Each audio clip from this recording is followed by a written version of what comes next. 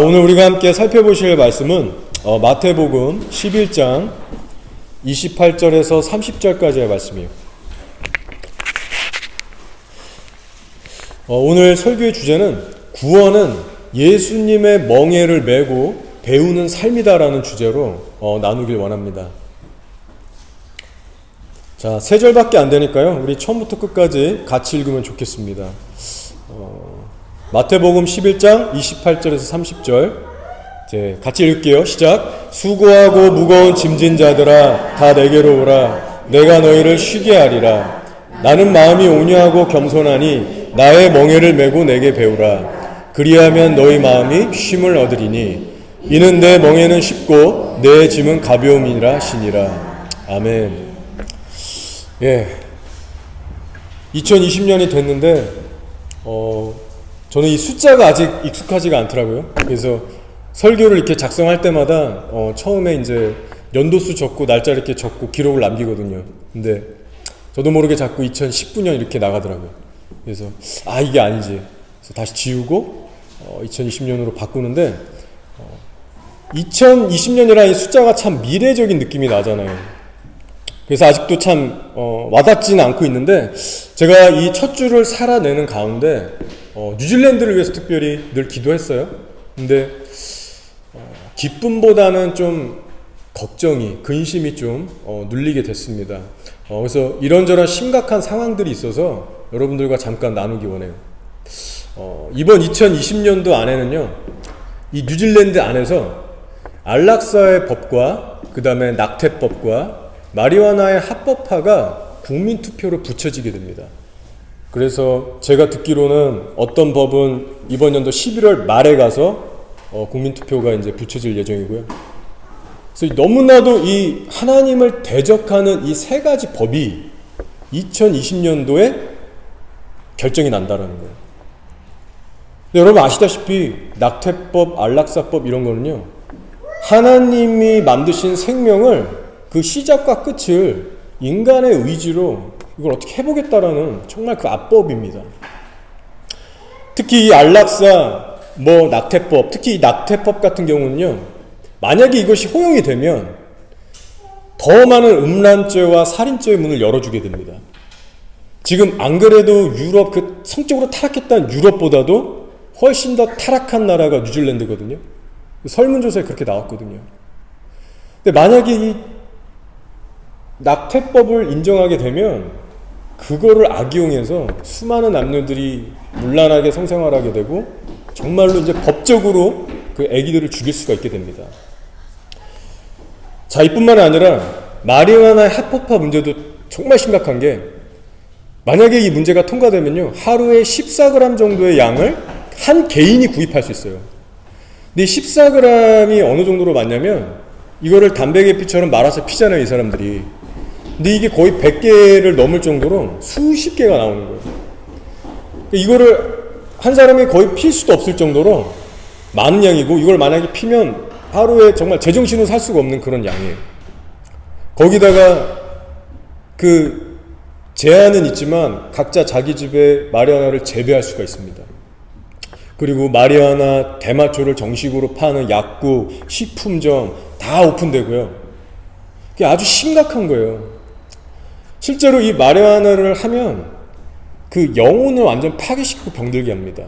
그래서 생각을 제대로 할 수 없고요. 영적인 거는 물론이고 현실적인 그런 감각조차 잃어버리게 하는 거예요. 사단의 강력한 도구입니다. 자, 그래서 미국의 콜로라도 주가 실제로 대마초를 합법화했는데요. 거기에서 이제 마약 담당하는 수사관들이 나와서 공식적으로 사람들한테 얘기를 해줬어요. 이거 정말 위험한 법이다. 대마초 피고 운전하다 사망한 사람들의 비율이요, 합법화 후에 151%가 증가했어요. 그리고 응급환자, 대마초 때문에 응급환자, 중독환자의 수치가 정말로 치솟고 있고, 대마초 관리하는 클리닉이 따로 이제 생길 정도로 각종 질환, 정서적인 문제, 여러 가지 문제들 가운데 그런 디파트먼트가 새로 생긴다는 거예요. 자, 뿐만 아니라 이 조직 갱들이, 깡패들이 이 악법을 이용해서 이제는 이걸 싸게 재배하고 길러서 대마초가 합법화되지 않은 다른 주에 가서 이거를 엄청 비싸게 파는 그런 또 불법 거래를 하는 거예요. 그러니까 지금 사회 악이 경찰이 보니까 이게 너무나 심각한 거예요. 자, 근데 놀라운 것은 뭐 미국의 몇 주들, 선진국들이 이런 것들을 추진해 나가면서 그 끔찍한 열매들을 보고 있는데 뉴질랜드 정부는 이거를 좋다라고 여긴다는 겁니다. 자, 뉴질랜드 내 마약에 대한 시선이 바뀌고 있어요. 데이비 클락이라는 보건부 장관, 뉴질랜드 보건부 장관이 이렇게 얘기했습니다. 이제는 마약을 범죄로 보지 않고 건강 문제로 다뤄야 한다.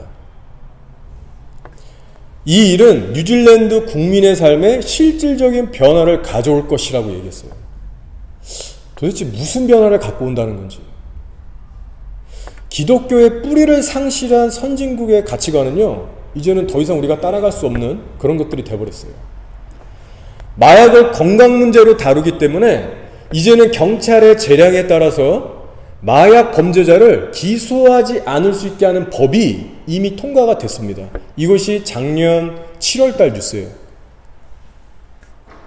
이미 통과된 내용인데 단지 지금은 마리화나 합법화가 안 된 것뿐입니다. 그래서 일부 국민당 의원들이 이거 말도 안 된다. 이거는 마약을 은근슬쩍 인정해 주는 거다. 그러면은 헤로인이나 코카인 이런 센 마약을 하는 사람들을 은근슬쩍 우리가 범죄자로 취급하지 않고 그냥 방치해두는 그런 꼴이 된다. 그래서 일부의 비난의 목소리를 내기도 했습니다. 이것이 지금 현실이에요. 우리가 살고 있는 이 땅에. 그래서 작년 2018년도에 2년 전이죠. 2018년도에 크라이처치 저 밑동네에서 뉴질랜드에서 문화유산 1등급으로 된 건물이 있거든요. 그 건물을 대마초 박물관으로 바꿨습니다. 자, 대마초 운동가 중에 에이브 그레이라는 사람이 있는데 이 사람이 뉴질랜드 대마초 연구소 설립소인 파카마나라는 것을 설립했어요. 그래서 열심히 활동 중인데 크라우드 펀딩 같은 걸 돌려서 공사비 100만 달러 모금 운동을 지금 하고 있습니다. 그래서 이게 만약에 모이게 되면 그 옆 동네에 트리니티 교회가 있어요. 아주 역사적으로 키위들이 사용했던 되게 멋진 그 건물 양식의 교회가 있거든요. 그거를 인수해서 거기에다 대마초 약국, 대마초 음식점, 나이트클럽을 운영하는 계획을 지금 짜고 있어요. 정말 이 시대에 한 역사가 있었던 교회 건물이 마약 소굴로 변할 수 있는 그런 시대에 지금 우리가 살고 있습니다. 여러분, 이런 내용들을 참고하시면서 특별히 이 세 가지의 법들이 이 땅에서 통과되지 않도록 여러분 중보기도 하는데 참고해 주시기 바라요.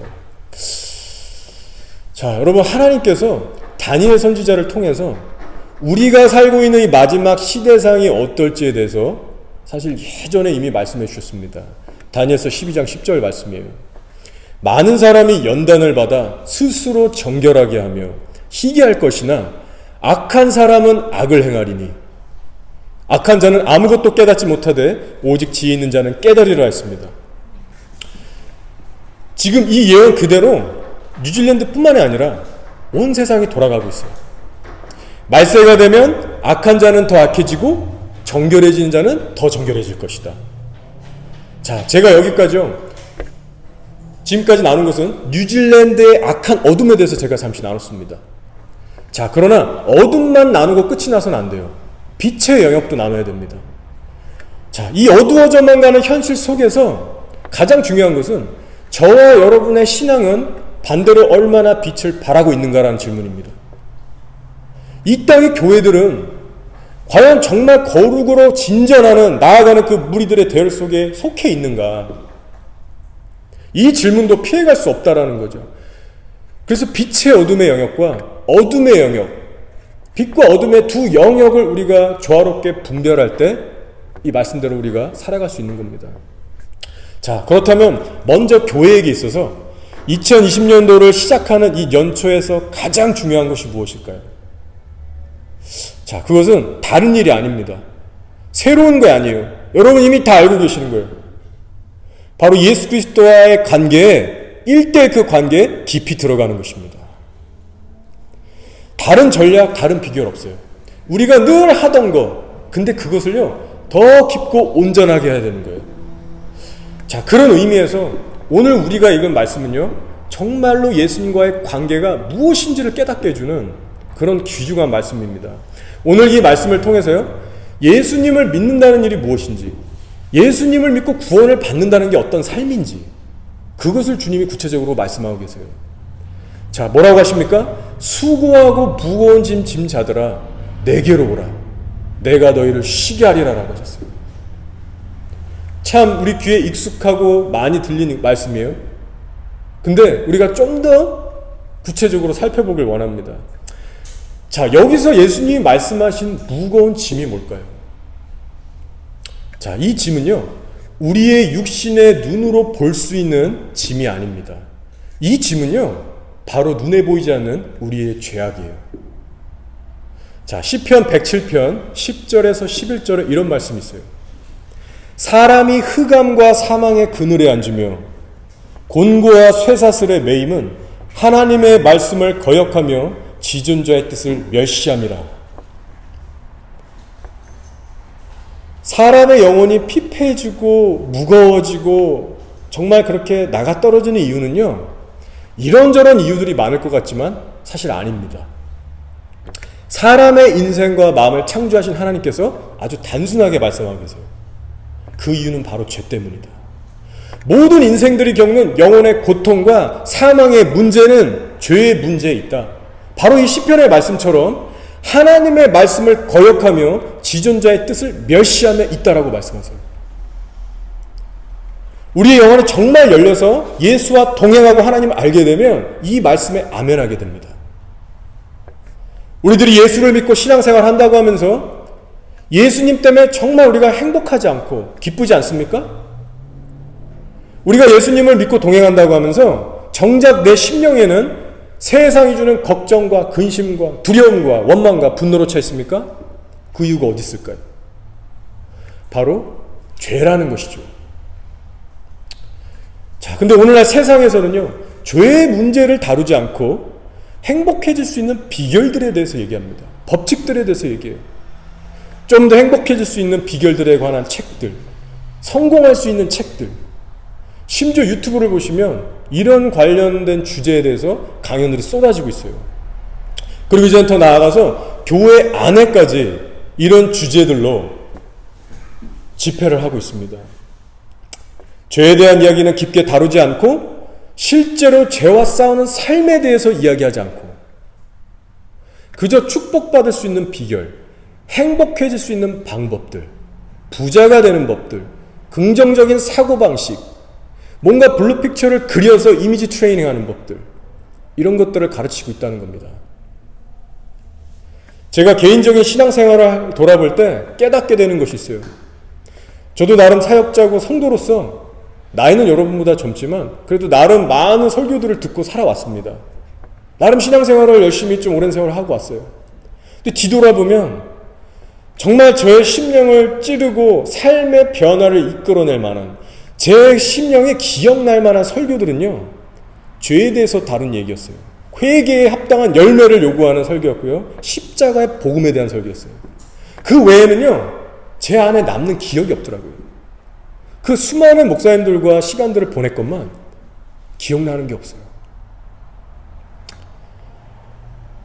우리 예수님께서는 세상 방식으로 사람들에게 접근하지 않으셨습니다. 사람이 행복해질 수 있는 방법에 대해서 어떤 법칙 비결들을 얘기하신 적이 없어요. 심지어 행복이라는 단어를 사용하신 적이 한 번도 없으십니다.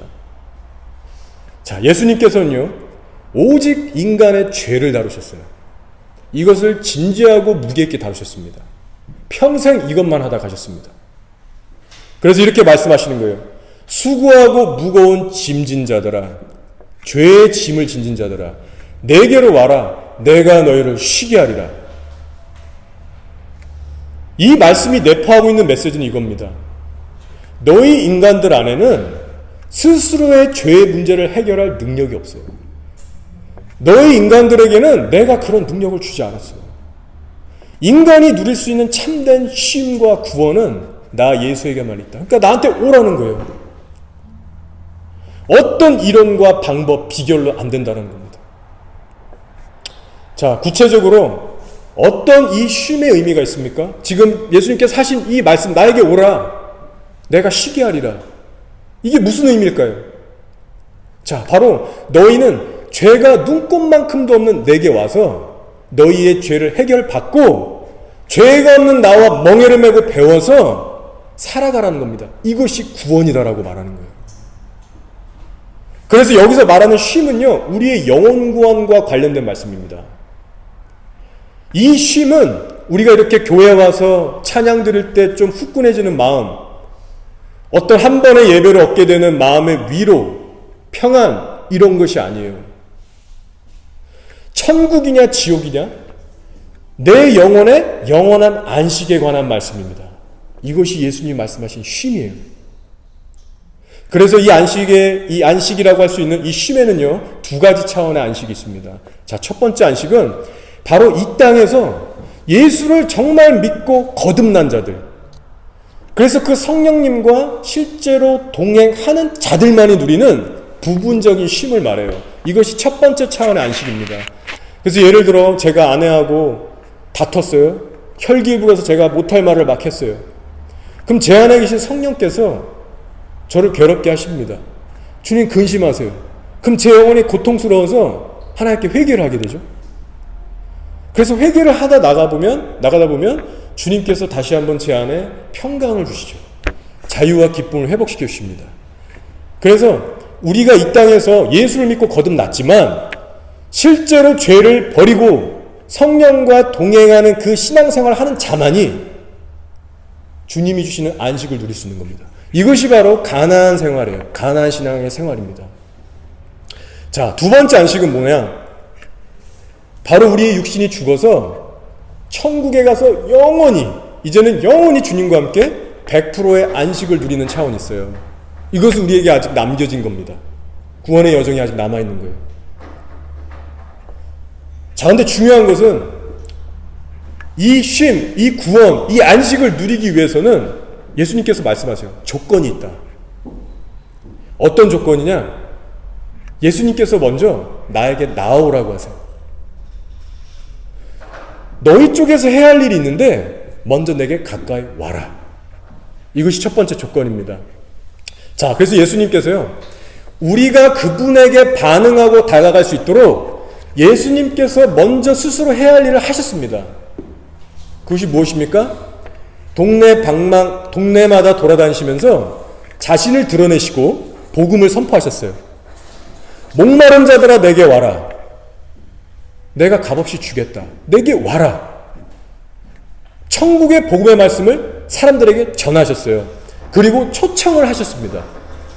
자, 그러나 중요한 것은요, 예수님께서 억지로 사람들을 자기에게 이끌지 않았다라는 겁니다. 예수님의 메시지에 굳이 듣기 싫어하는 자들, 거부하는 자들, 거절하는 자들, 혹은 간절함이 없고 목마름이 없는 자들에게 가서 굳이 따지고 설득하시면서 자기에게 이끌지 않으셨다라는 거예요. 여러분, 예수님은요, 억지로 자기의 멍에를 우리에게 씌워서 끌고 가는 분이 아닙니다. 그래서 결국 예수님께 우리가 가지 않으면요, 우리 손해인 거예요. 근데 그 손해는 결국 지옥의 형벌의 심판입니다. 두려운 일이에요. 자, 오늘날의 역사하신 예수님도 마찬가지입니다. 오늘날 예수님께서 주의 종들과 성도들을 통해서 수많은 사람들에게 복음을 전파하고 계십니다. 하나님이 누구신지, 하나님의 말씀이 무슨 뜻인지 알게 하세요. 자, 그러나 예수님께서 말씀하시는 것은 이 진리의 말씀을 너희가 귀로 듣고 인정하는 것이 다가 아니다. 너희들은 그 말씀에 반응했다면 나에게 나와야 된다. 이것이 너희가 해야 될 일이다라고 말씀하시는 거예요. 자, 그래서 예수님께서 가까이 내게 오라, 오라. 이 말의 의미가 그건 무엇인가를 우리가 좀 더 살펴봐야 합니다. 자, 이 의미는요, 너희의 전심과 순종을 드릴 각오로 예수님을 간절하게 찾으라는 말씀이에요. 대충 미지근하게 적당하게가 아니라 예수가 아니면 안 된다라는 절박한 심령으로 내 인생 걸고 예수를 찾아가라는 말입니다. 옵션으로 하는 게 아니에요. 부분적으로 하는 게 아니에요. 이분이 아니면 안 되겠다라는 그 절박한 심령으로 그분께 가는 거예요. 이런 절박한 심령은요, 그 자체가 구원은 아니지만 구원의 길로 우리를 인도해주는 필수적인 마음 자세입니다. 그래서 여러분이 성경을 보시면 아실 거예요. 예수님을 만나서 제자가 됐던 모든 사람들의 공통적인 특징은 이 간절함이 있었다라는 겁니다. 목마름이 있었어요. 그렇기 때문에 저와 여러분도 이 시간 내 안에 정말 예수를 향한 간절함이 있는가 없는가, 그것부터 살피셔야 합니다. 우리가 성경 말씀에 대한 지식과 동의가 있을지라도 상관없어요. 간절함이 있느냐 없느냐를 따지셔야 됩니다. 내가 성경 말씀에 대한 지식과 동의가 있을지라도 실제 내 마음이 예수님을 향한 간절함이 있느냐 없느냐, 이건 전혀 별개의 문제예요. 말씀을 귀로 듣고 믿는다라고 말하지만 정작 내 마음은 어떨 때 있죠? 예수님께 가까이 나가는 것이 아니라 오히려 뒷걸음질 치는 경우가 있습니다. 이런 사람들 정말 교회 안에 많습니다. 아, 내가 뭐 그렇게까지 예수를 믿어야 되나? 지금도 충분하지 뭐. 이런 식으로 몸의 교회는 나와 있지만 실제 그 사람의 영혼은 예수님과 너무나도 멀리 떨어져 있는 상태인 거예요. 말씀은 들어서 알죠. 인정도 하고 믿는다고 고백하죠. 근데 마음은 딴 데 있는 거예요. 실질적으로는 예수님과 가깝게 만나본 적이 없는 사람입니다. 그리고 또 어떤 이들은 굳이 뒷걸음은 치지 않지만 늘 있는 제자리에 머물러요. 더 이상 앞으로 가지 않습니다. 아, 이 정도면 만족해하는 신앙이죠. 자, 이런 부류의 모든 사람들은요, 생명 없는 종교인들의 모습입니다. 저 여러분 안에는요, 반드시 이런 사람이 없어야만 합니다. 왜냐하면 이런 사람에게는 예수님께서 절대적으로 안식을 주시지 못해요. 진리의 말씀을 내가 믿고 동의하는 것이 구원이 아니라 예수님을 실제 인격적으로 만나서 동행하는 삶이 구원입니다. 믿음의 조상 아브라함을 살펴보세요. 구원받는 믿음, 믿음의 조상이라고 하는 그 아브라함이 가지고 있었던 믿음이 어떤 믿음이었습니까? 하나님을 가까이 대면해서 서로 대화하고 말씀을 쫓아 산 믿음이에요. 하나님께서 이 믿음을 구원받는 믿음의 조상으로 삼으셨습니다. 교리적인 믿음으로는요, 천국 갈 자가 아무도 없다는 것을 우리가 알아야 합니다. 그래서 쉼을 얻기 위한 첫 번째 조건은요, 간절한 마음으로 예수님을 찾아야 된다는 것이고요. 둘째는 뭐냐? 예수님께서 말씀하시기를 나는 마음이 온유하고 겸손하니 나의 멍에를 메고 내게 배우라. 그리하면 너희 마음이 쉼을 얻으리니라고 하셨어요. 자, 예수님을 간절히 찾고 찾았어요. 그럼 이제부터 뭘 하라고 하세요? 바로 예수님의 멍에, 나의 멍에를 같이 매자. 그리고 나한테 배워라. 이것이 바로 구원의 시작이자 여정입니다. 이제는 내가 죄의 멍에를 벗고 의의 종으로서 살아내는 현재 진행형적인 신앙생활로 들어가는 거예요. 성경에 말하기를 두 사람의 뜻이 같지 않은데 어떻게 동행할 수 있냐라고 했죠. 내가 주님의 멍에를 맨다는 것은요, 이제는 내 삶의 주인이 철저하게 예수 그리스도로 바뀐다라는 거예요.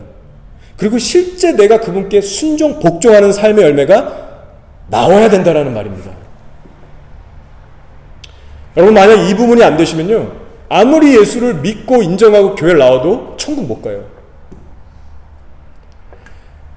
지금 이 말씀을 자세히 보시면 멍의 이야기를 하시면서 온유와 겸손이라는 단어가 나옵니다. 자, 나 예수는 온유하고 겸손하니 너희도 나에게 이 성품을 배우라라고 하세요. 자, 여러분, 놀라운 것은요, 예수님께서 지금 이 구원에 관해서 말씀하시면서 하늘의 어떤 거창한 비밀이나 능력에 대해서 말씀하시지 않습니다. 지금 인간적인 기준으로 보면요, 좀 진부한 말씀이에요. 뭐 겸손 얘기하시고 갑자기 온유 얘기하시고. 여러분, 이런 겸손과 온유의 주제로 뭐 청년부, 뭐 어른분들도 마찬가지고 설교하면 지루해하세요. 자극적이지 않잖아요. 뭐 끌리는 그런 토픽 아닌 것 같잖아요. 자, 근데 예수님께서요, 지금 죄의 문제를 언급하시고 사람의 영생을 언급하시면서 온유와 겸손이라는 단어를 얘기하고 계시잖아요. 이것은 정말 비밀 중에 비밀이고 놀라운 하나님의 복음이 담겨져 있습니다. 이 온유와 겸손이라는 열매 안에 자아를 부인하는 회개의 열매와 십자가의 핵심이 담겨져 있어요. 여러분, 출애굽 1세대가 가나안 땅에 못 들어갔어요? 여러분, 그 이유를 아시죠? 바로 온유와 겸손의 열매가 없었습니다. 이것이요, 핵심적으로 대답할 수 있는 방법이에요. 온유와 겸손이 없을 때 나오는 열매는요, 불평과 교만과 불신이에요.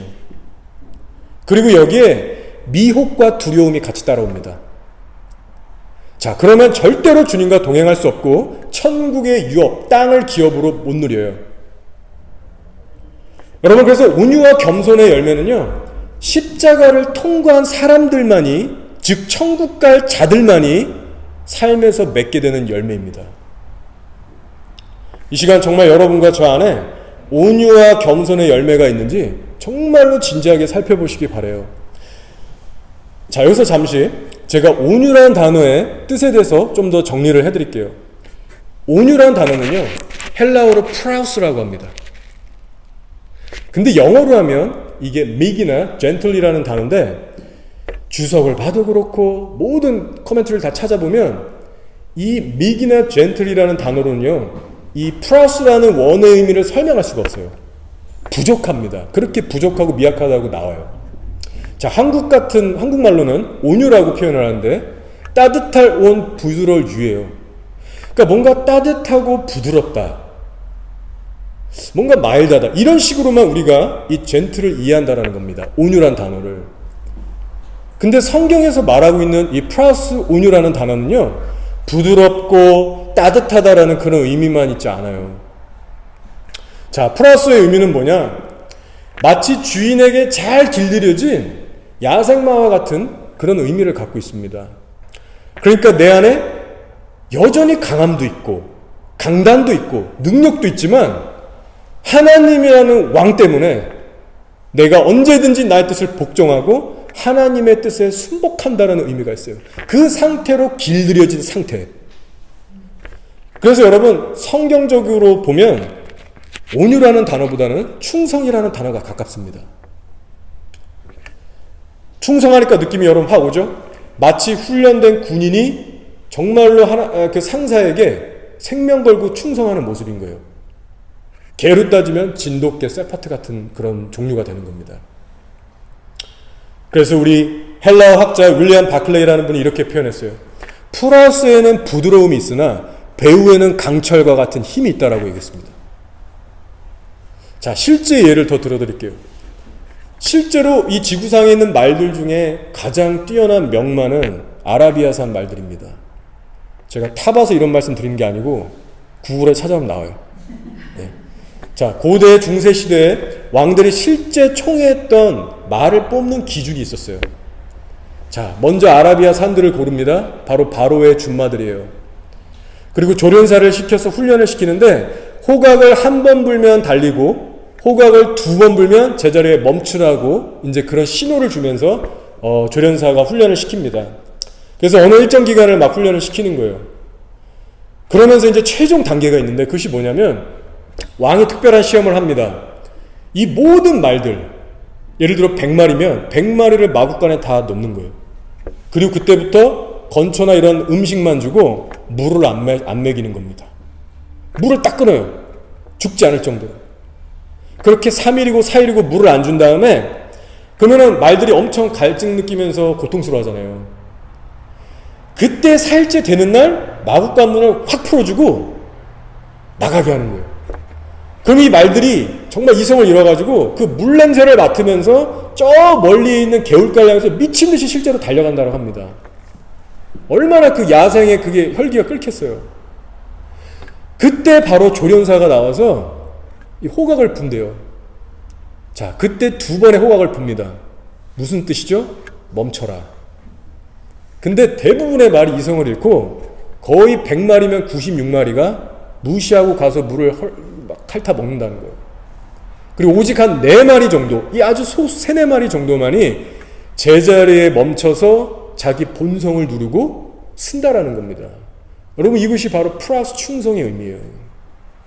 그래서 결국 왕이 그 멈춰선 3-4마리만 왕의 준마로 채택해서 왕이 타고 다니는 명마가 된다는 겁니다. 여러분, 이것이 바로 온유 충성이라는 의미예요. 그래서 온유한 사람은요, 하나님께서 저 무시무시한 안악자손 골리앗한테 가서 맞서 싸우라고 하면 가서 싸우는 사람이 온유한 사람이에요. 이거는요, 화를 잘 참고 평소에 내가 부드러운 성품만을 가지고 있다고 해서 할 수 있는 일이 아닙니다. 원래는 내가 혈기 부리고 막말하는 사람인데 하나님 때문에 내가 말을 곱게 하는 거예요. 원래는 내가 겁이 너무나 많고 소심한 사람인데 하나님 때문에 내가 용기 내서 골리앗하고 싸우러 가는 거예요. 내가 타고난 성품이 남한테 화를 좀 못 내고 싫은 소리 못 낸다? 법 없이도 살 사람이다, 이런 착한 소리 들었다? 이거 온유 아닙니다. 그래서 온유하지 못한 자들에게 나타나는 현상이 바로 우유부단함이에요. 우유부단은 불의도 받아들이고 진리도 좋다라고 합니다. 마치 회색지대에 있는 박쥐 같은 사람이에요. 이런 사람은 환경과 사람에 끌려가게 됩니다. 예수를 믿는다라고 하지만 끊을 것을 못 끊고 나올 때를 못 나오니까 결국에 미혹과 변질의 자리에 서게 되는 거예요.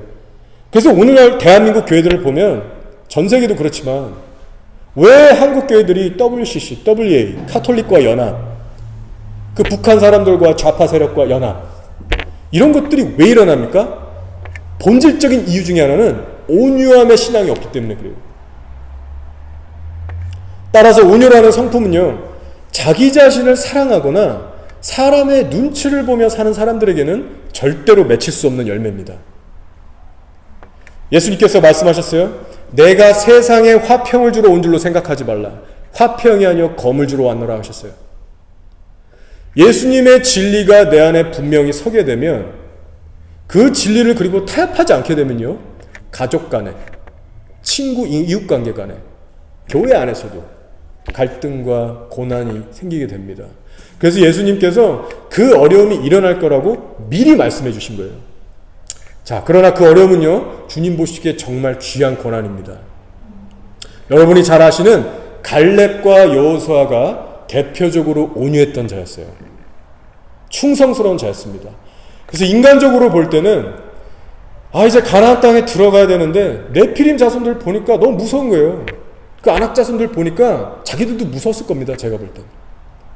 물론 그들의 영은 달랐다고 하지만, 그러나 그들은 충성스럽기 때문에 하나님을 의지함으로 들어간 거예요. 저들은 우리의 밥이다, 보호자가 떠났다, 하나님께서 반드시 우리에게 승리하게 하실 것이다. 자, 이것이 충성된 자의 반응인데, 이 말을 했을 때 끝나기가 무섭게 모든 나머지 이스라엘의 온유하지 못했던 백성들의 반응이 어땠어요? 분노하면서 돌로 쳐 죽이려고 했습니다.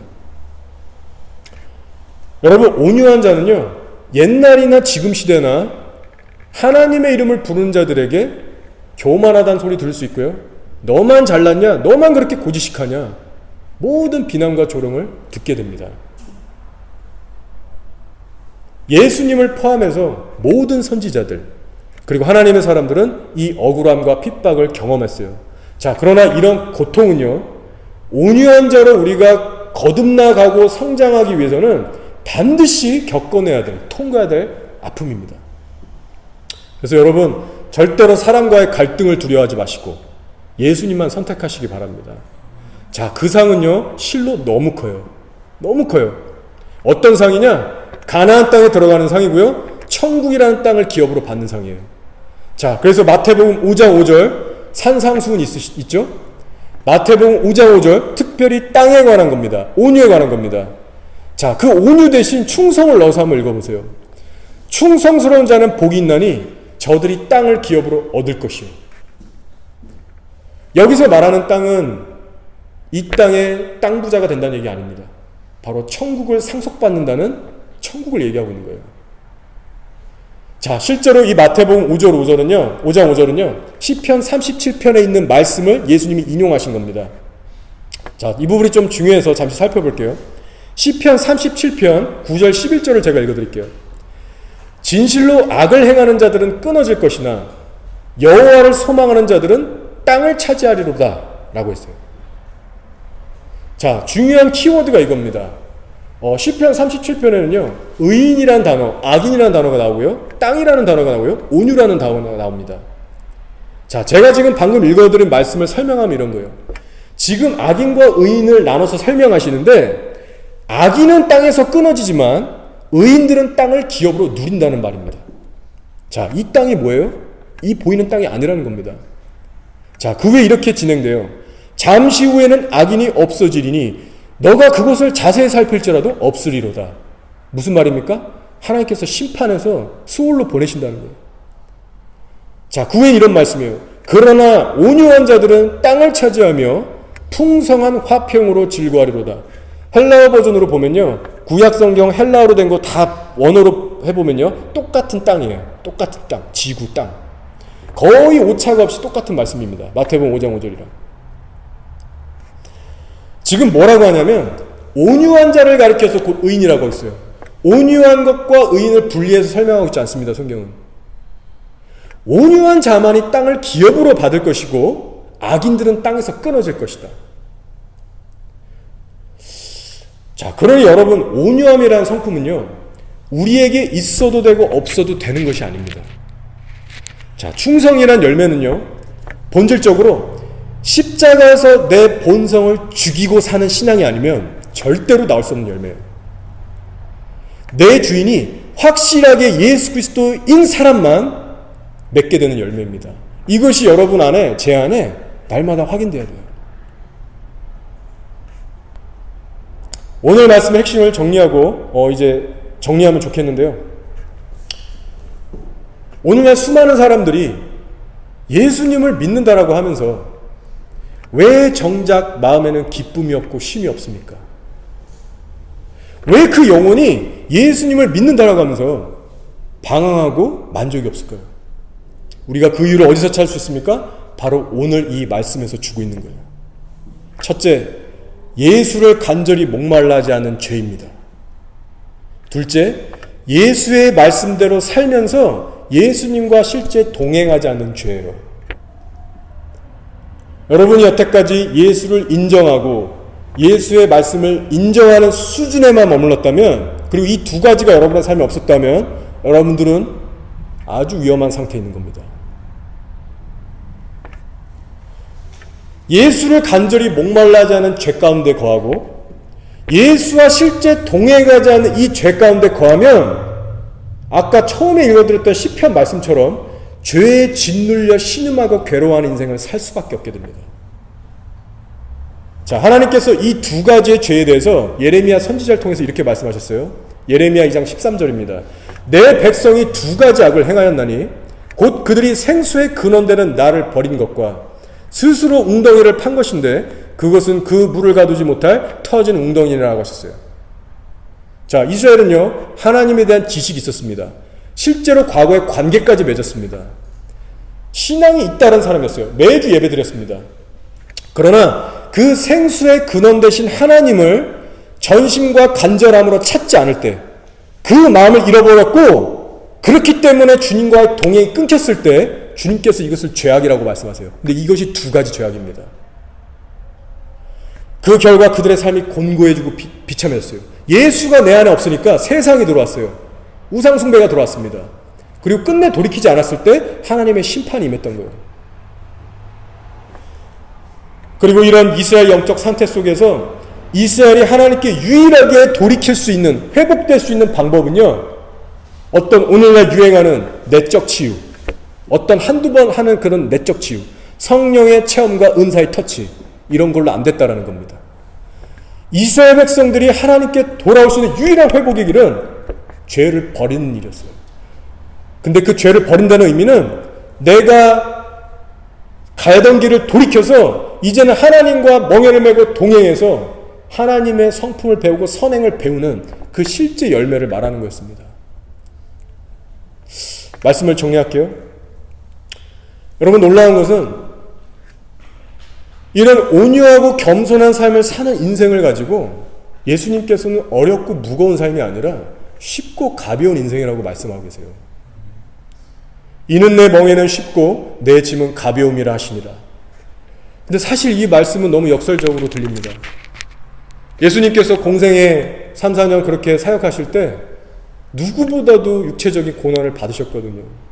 가는 곳마다 정말 돌 맞고 죽을 뻔하시고 침뱉음을 당하시고 모든 모욕과 핍박을 당하셨거든요. 자, 근데 그 이유는요, 사람을 기쁘게 하려고 하지 않고 하나님께만 충성했기 때문에 그랬습니다.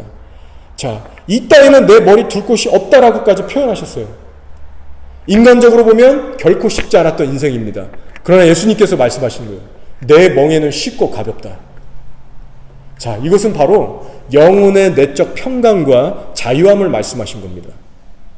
육적으로는 지치고 스트레스 받고 고생스럽지만 영적으로만큼은 하나님과 늘 충만하여 연합하셨어요. 여러분, 이것이 바로 쉽고 가벼운 멍에입니다. 우리도 마찬가지예요. 우리가 육신의 눈으로 저 육중한 십자가를 보면 한없이 무겁고 어려워집니다. 내가 그 십자가를 날마다 지고 예수님 따라갈 거 생각하면 마음이 어려워져요. 그러나 신기하게도 막상 십자가를 내가 지고 살게 되면, 예수를 주인으로 모시게 되면 세상이 줄 수 없는 평강과 자유를 맛보게 되는 겁니다. 이것이 바로 쉽고 가벼운 주의 멍인 거예요. 잠언 4장 11절 말씀입니다. 내가 지혜로운 길을 내게 가르쳤으며 정직한 길로 너를 인도하였은즉 다닐 때 내 걸음이 곤고하지 아니하겠고 달려갈 때 실족하지 아니하라라고 했어요. 주의 도를 붙드는 자에게 걸음이 곤고하지 않게 해주시겠대요. 달려갈 때 실족하지 않게 해주시겠대요. 그러나 이 말은 의인 가운데 고난이 없다는 말이 아닙니다. 성경은 분명히 의인에게는 고난이 많다라고 얘기했어요. 시편 34, 19절입니다. 의인은 고난이 많으나 여호와께서 그의 모든 고난에서 건지시는도다. 고난은 주시지만 주님께서 건져주신다고 약속했어요. 시편 68, 19절에서 이렇게 말씀합니다. 날마다 우리 짐을 지시는 주, 곧 우리의 구원이신 하나님을 찬송할지로다. 우리가 예수님을 주인으로 모시고 그분의 멍에를 매는 순간 주님께서 우리의 연약함을 담당해 가십니다. 내 인생, 내 힘, 내 지혜로 사는 것 같지만, 내 인생 내 힘으로 살아가는 것 같지만 사실 그렇지 않아요. 나보다 더한 애통함과 탄식과 능력으로 성령께서 보호하고 인도하십니다. 저 여러분이 경험해서 알잖아요. 우리가 우리의 힘으로 여기까지 온 거 아니잖아요. 내가 죄의 영향에 끝내 눌리지 않게 도와주시고 나의 연약하고 무기력한 능력에 좌절하지 않도록 깨워주시고 하나님의 도우심과 능력을 통해서 주의 뜻이 이루어지는 삶을 살게 하십니다. 여러분, 이렇게까지 주님이 함께 해주시는데 우리가 어떻게 주의 멍에가 가볍고 무겁고 지치다라고 말할 수 있겠어요? 여러분, 2020년도를 새롭게 시작하는 이 첫 주에 예수님의 멍에 매기를 결단하시되 기쁨과 소망과 자유만 하시기를 축원드립니다. 그 멍에만이 우리에게 참된 쉼과 영생을 주는 거예요. 그리고 여러분, 마지막으로 기억하세요. 온유와 겸손의 열매가 맺어지는 과정은 인간적으로 어렵습니다. 고통스럽습니다. 그러나 십자가에 죽는 삶을 사는 사람에게는 반드시 맺혀져야 되는 열매입니다. 우리 다 같이 한번 기도하겠습니다.